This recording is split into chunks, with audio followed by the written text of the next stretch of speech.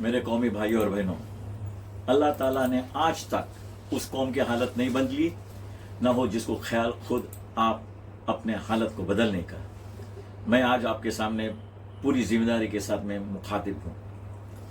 आपसे बात छुपी नहीं है कि मौजूदा हुकूमत ने हमारे कौम के ऊपर किस तरीके से जुल्म ढाए हैं। इस जालिम हुकूमत ने तो हमारे अजान, नमाज, कुर्बानी, हमारे खाने पे, हिजाब पे किस तरीके से पाबंदियां लगाई है और कौम के बारे में झूठी अफवाहें और बेबुनियाद बातों से नफरत और तासुब दिन ब दिन बढ़ते जा रहा है। अफसोस इस बात का है कि हमारे कौम के जो रहनुमा, जो रहबर सो कॉल्ड, वो इनके लिए सिफारिश कर रहे हैं और कौम के अंदर बदगुमानी फैला रहे हैं। हजरत औस रदियल्लाहु ताला अन्हु ने फरमाया कि उन्होंने रसूल सल्लल्लाहु अलैहि वसल्लम को सुना कि जो शख्स किसी जालिम के मदद के लिए और उनका साथ देने के लिए चला और उसको इस बात का इल्म है कि ये जालिम है, तो वो इस्लाम से निकल गया।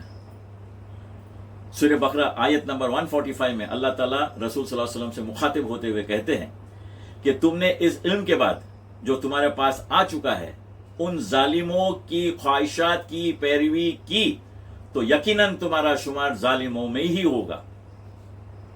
आपकी गैर जिम्मेदारी इस वक्त डायरेक्टली जालिम हुकूमत के लिए फायदा पहुंचाएगी। आज हमारे बीच में भी मुनाफिकीन पैदा हो गए हैं, जिनके बातों और हरकतों से हमारे कौम को नुकसान पहुंचाया जा रहा है और बदगुमानी फैलाई जा रही है।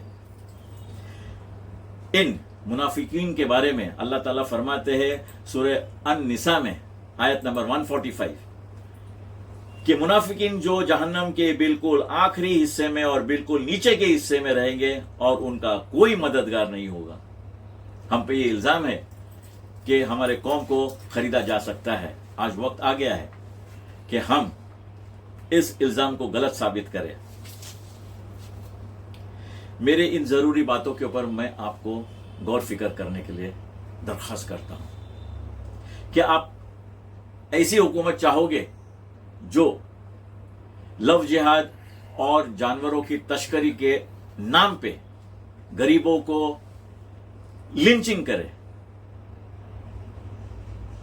बलात्कारी, औरतों का शोषण, रिश्वतखोरी, हमारे देश की संपत्ति को बेचने वाले और मर्डर जैसे संगीन गुनाहगारों को बढ़ावा और पनाह देती है?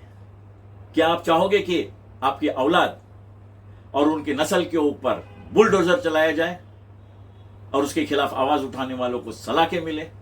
क्या आप चाहते हो कि आपके दस्तावेज में एक मामूली गलती के बहाने आपको बनाए गए डिटेंशन कैंप में मरने के लिए सौंपा जाए?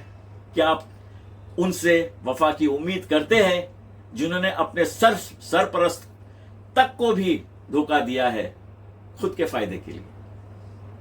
जिस तरह पिछली बार हमारी कौम ने समझदारी दिखाई और इन जालिम हुकूमत के नुमाइंदों को हराया है, आज उसी जिम्मेदारी से हमको उस जालिम हुकूमत के नुमाइंदों को भी हराना है। क्या आप चाहोगे कि हमारे कोकन के इलाके में जो भाईचारी से हम अमन में रहते हैं उसको हम नफरत और तासुब में बदल दें? आपकी ये जिम्मेदारी आने वाली हमारे कौम के नस्ल को बर्बाद होने से बचाएगी। कयामत के रोज अल्लाह ताला जब मुझसे पूछेंगे तो मैं कहूंगा कि मैंने मेरी जिम्मेदारी पूरी की, अब आपकी जिम्मेदारी है।